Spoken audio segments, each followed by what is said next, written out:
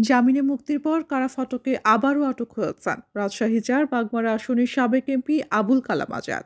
বুধবার রাত ৮টার সময় তিনি রাজশাহী কেন্দ্রীয় কারাগার থেকে মুক্তি পান। এরপর কারা ফটকে জেলা পুলিশের গোয়েন্দা শাখার ডিবি সদস্যরা তাকে আটক করেন। এর আগে বিকেল থেকেই সাবেক এমপি কালামের জামিনে মুক্তি পাওয়ার খবর জানাজানি হয়। এরপর থেকেই কারাগারের বাইরে সড়কে অবস্থান নেন ছাত্রদল, যুবদল, মহিলা দল ও ছাত্র শিবিরের নেতাকর্মীরা।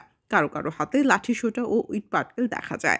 বাইরে পুলিশের সদস্যরা সতর্ক অবস্থায় ছিলেন। রাত ৮টার সময় কারাগারের ভেতরের প্রধান ফটক থেকে বের হন কালাম। পরে ডিবি পুলিশের সঙ্গে হেঁটে কারাগারের বাইরে প্রধান ফটকের কাছে আসেন। এ সময় বাইরে অপেক্ষমান ডিবি পুলিশের একটি জিপে তাকে তুলে নেওয়া হয়।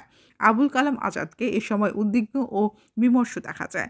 গাড়িতে তোলার সময় ছাত্রদল, যুবদল ও মহিলা দলের নেতাকর্মীরা বাধা দেওয়ার চেষ্টা করেন। এ সময় ডিবি পুলিশের এক সদস্য বলতে থাকেন, "এটা পুলিশের গাড়ি, পুলিশের গাড়ি।" কালাম পুলিশের গাড়িতে উঠে যাওয়ার পর নেতাকর্মীরা গাড়িটি আটকে দেওয়ার চেষ্টা করেন। অনেকেই গাড়ির সামনে দাঁড়িয়ে যান। দু-একজন ইটপাটকেলও ছোড়েন। এ সময় গাড়ির বাইরে থাকা পুলিশ সদস্যরা নেতাকর্মীদের সরিয়ে দিলে দ্রুত গাড়িটি ডিবি কার্যালয়ে চলে যায়।